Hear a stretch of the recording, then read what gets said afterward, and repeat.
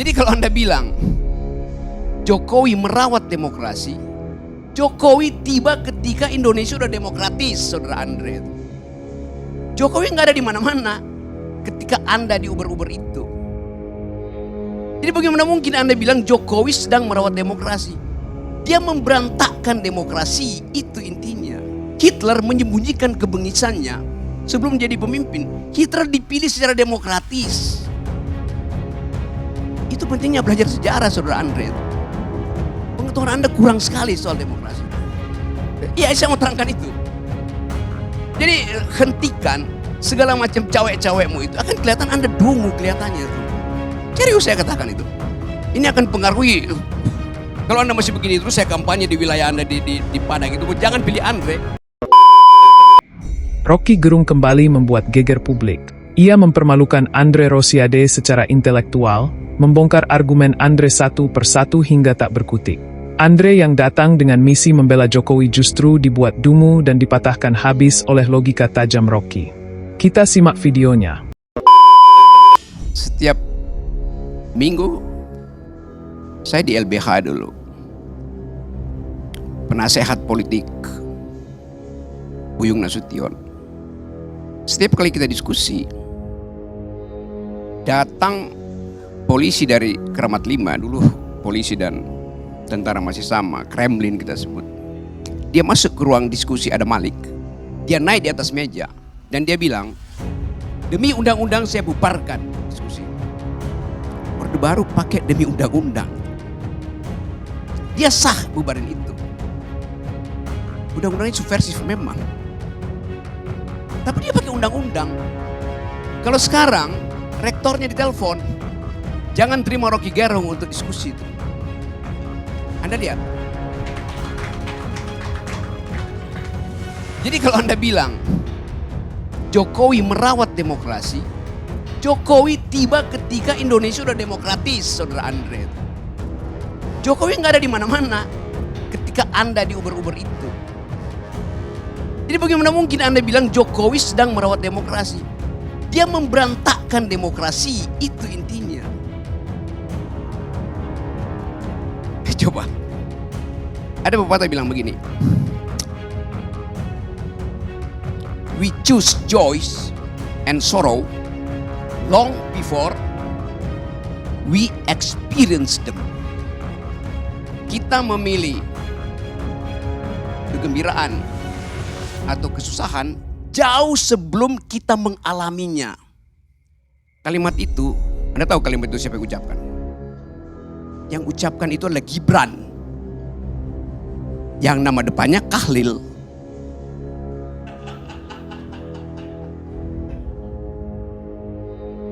Jadi bagi Kahlil Gibran, pikiran itu udah memilih lebih dahulu sebelum dia mengalaminya.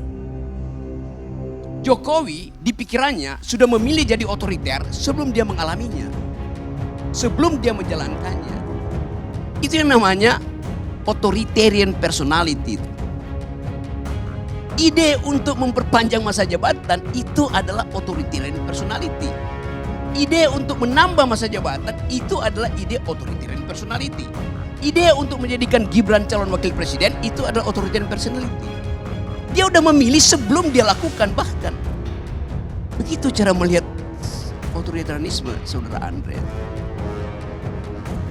Jadi kalau Anda sebut-sebut dari awal bahwa ya ini ya Jokowi ya demokratis. Lo otaknya itu dari awal otoritarian. Itu dasarnya. Hitler menyembunyikan kebengisannya sebelum jadi pemimpin. Hitler dipilih secara demokratis. Itu pentingnya belajar sejarah, saudara Andre itu. Pengetahuan Anda kurang sekali soal demokrasi. Iya, saya mau terangkan itu. Jadi hentikan segala macam cawek-cawekmu itu. Akan kelihatan Anda dungu kelihatannya tuh. Serius saya katakan itu. Ini akan pengaruhi. Kalau Anda masih begini terus saya kampanye di wilayah Anda di Padang itu. Jangan pilih Andre. Karena dia tidak setajam pikiran Sultan Syahrir. Tidak setajam pikiran Natsir. Tidak setajam pikiran Buya Hamka. Itu masalahnya. Saya lanjut sedikit ya. Ya, tapi you nggak ngerti itu isi demokrasi itu. Itu soalnya. Oke. Coba kita lanjut sedikit. Memang Indonesia nggak ada dinasti. Karena semuanya dipilih. Oh iya. Dinasti itu darahnya biru. Yang sekarang bukan dinasti. Karena darahnya kotor.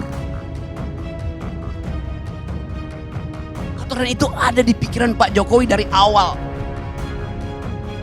Semua yang kita pernah bayangkan itu akhirnya ditemukan faktual oleh majalah Tempo. Semua yang kita janjikan sebagai perubahan dibatalkan oleh gerakan mahasiswa yang dengan satu kalimat kami muak. Anda mau uji dengan apa prinsip kami muak itu? Jadi ini bagian di mana bangsa ini, kalau kita sebut apa sebetulnya yang terjadi, this is the beginning of the end. Awal dari berakhirnya.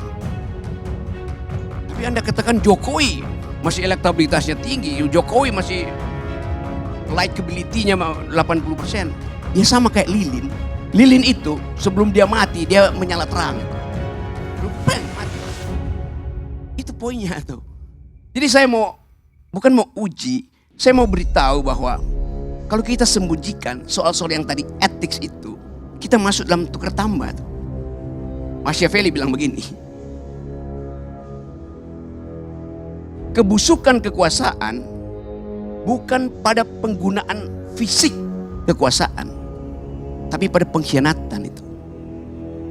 Pada penipuan. Itu semua soft powernya Jokowi. Jokowi nggak datang seperti Soeharto bilang I'll cover you, gua gebuk lu. Enggak. Dengan senyap dia lakukan pengkhianatan pada Ibu Mega, pengkhianatan pada bangsa ini, pengkhianatan pada emak-emak. Apa kurang kejamnya Jokowi? Dia bikin IKN, dia jual nggak laku ke Cina, dia jual ke Amerika nggak laku, dia jual ke Mesir nggak laku, dia jual ke Malaysia nggak laku, dia jual ke Singapura nggak laku. Lalu akhirnya dia paksa oligarki itu untuk nyumbang di depan. Kurang cukup. Dia suruh APBN pindahkan 20, 30, 40% ke IKN.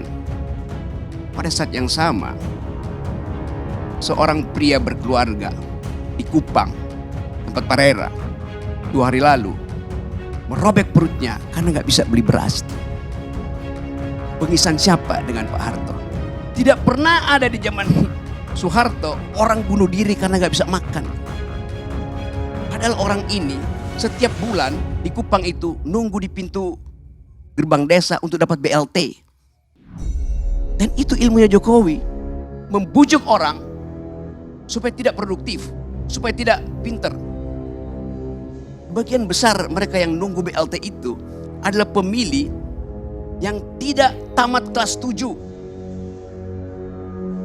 Bagaimana mungkin kita bicara hal-hal yang normatif, etik pada pemilih yang 80% dari pemilih Indonesia itu tidak tamat kelas 7, artinya tidak tamat SMP.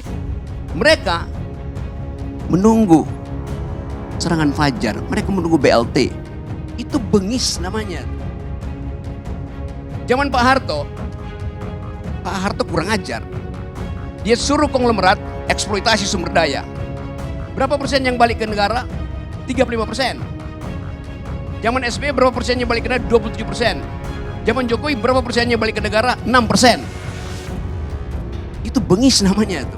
Hak saya untuk dapat keadilan, hak mak-mak untuk dapat nutrisi supaya anak-anaknya punya masa depan, tidak mengalami stunting, dibatalkan oleh Jokowi melalui proyek-proyek infrastruktur yang gak ada gunanya tuh. Tadi saya baca di koran, Gubernur DKI bilang begini, ASN kalau Anda malas, saya kirim ke IKN.